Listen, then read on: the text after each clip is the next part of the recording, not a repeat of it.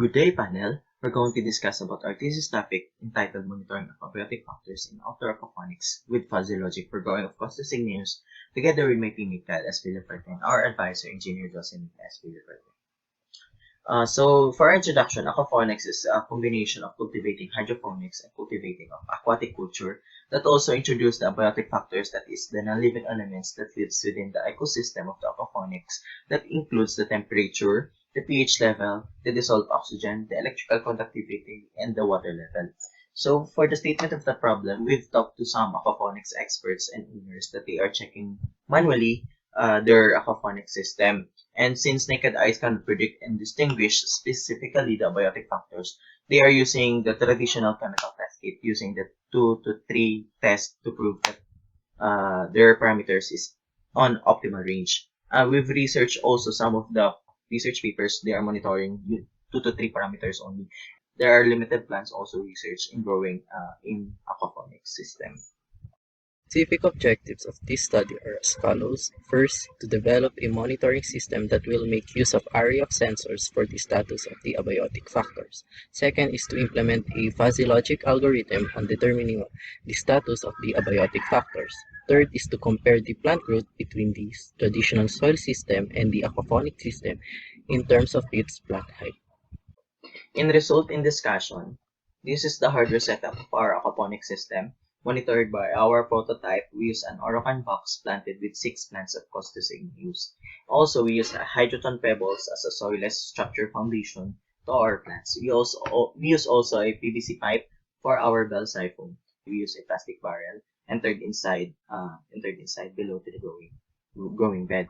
Also, for the array of sensors of our prototype, we placed it in the tank, and we use also an oxygen pipe with a 25 watts. This is for the traditional soil system, equally stem potted with our aquaponic system planted, so with 6 plants.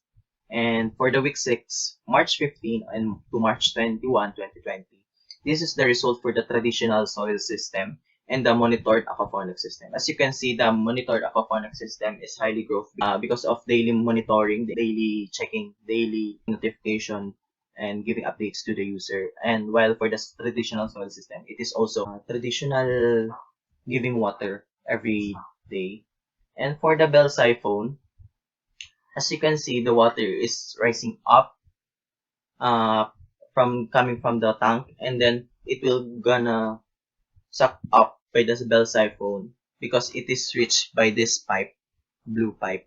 And we use a big orange PVC pipe to not let easily enter the bell siphon going back to the aquarium tank. And this is for the PVC pipe from going bed, going back to the tank. This slide shows the graph of the sensor readings of the parameters monitored in the aquaponic system. First is this dissolved oxygen, electrical conductivity, pH level, water temperature, and water level. On figure 3.27 shows the graph of dissolved oxygen. That throughout the experimentation period, the concentration of oxygen level were exceeding from the value of 9.25 mg per liter. It is because that the researchers use a strong oxygen pump in the water tank. This means that the tilapia fish have enough oxygen level to grow and survive, and also the bacteria present in the water tank have enough oxygen for the ammonia oxidation for the process of nitrification.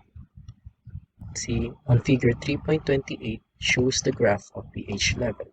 As shown at the graph, the pH level is slightly acidic, ranging from the value of 5.8 to 6.8. This indicates that the water tank is up. The pH level of the water tank is suitable for both fish and plant. And as we observe, the pH level are slowly decline over time due to the nitrification process, where the process of fish waste converted into plant food that causes the acidity of the water in the system. On figure 3.29 shows the graph of the electrical conductivity sensor readings of the aquaponic system. As you can see on the graph, the value of the electrical conductivity rises over time, This indicates that the increase of waterborne nutrients are available to the plants, and also the salinity of the water water tank is increasing due to nitrification process. Figure 3.30 shows the water temperature of the water tank in the aquaponics system. As you can see, the values are fluctuating. It is because the water temperature of the water tank is influenced by the external temperature of the environment.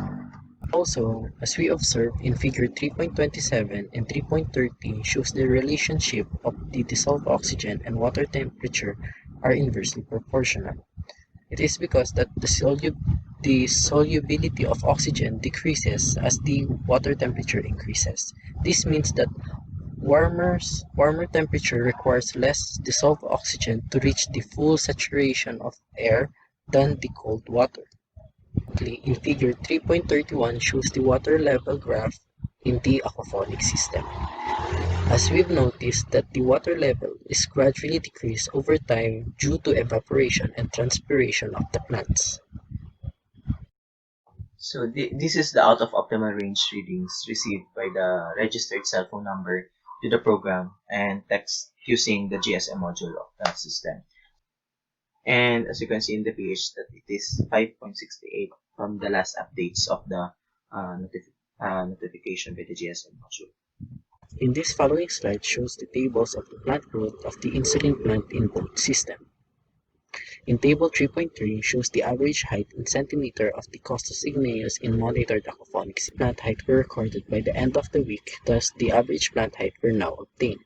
As you can see on week 3, there is a noticeable difference between the average height between the week 3 and week 2. It is because the nitrification process has been fully cycled in the aquaponic system by week 3.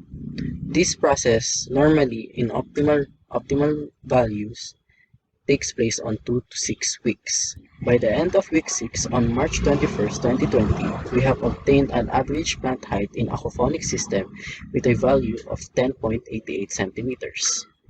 Table 3.4 shows the average height in centimeters of insulin plant on the traditional soil system. In this system, we also measure the plant height by the end of the week, thus the average plant height in the soil system were now obtained.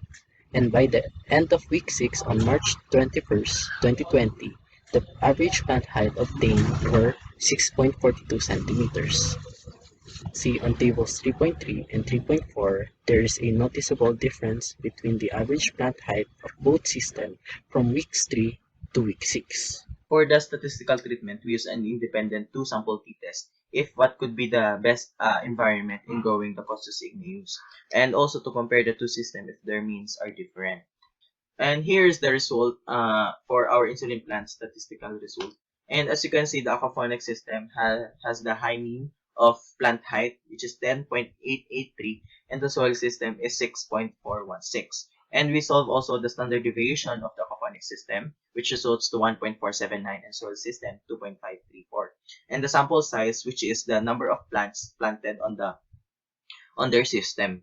And for we get the degree of freedom from getting with the formula from our paper that we get 10 of degree of freedom. And from the table, 0.05, 2 tails, and degree of freedom of 10, that results of 2.228. P statistical value subsedes or exceeds the P critical value, it should be accept the alternative hypothesis, which is our alternative hypothesis that aquaponics is not equal to traditional soil system. The researchers were able to program and design a monitoring system of abiotic factors in outdoor aquaponic system using an array of sensors. The system were also able to alert the user of the status of the abiotic factors and what parameters are out of optimal range using fuzzy logic algorithm. The researchers also observed that the insulin plant or Costus igneus has been successfully grown and better in an aquaponic system compared to the traditional soil system in terms of its plant height. And lastly, based on computed statistical value, there is an effect of monitoring of the abiotic factors in an outdoor aquaponic system for the plant growth of the insulin plant. That is all. Thank you for listening.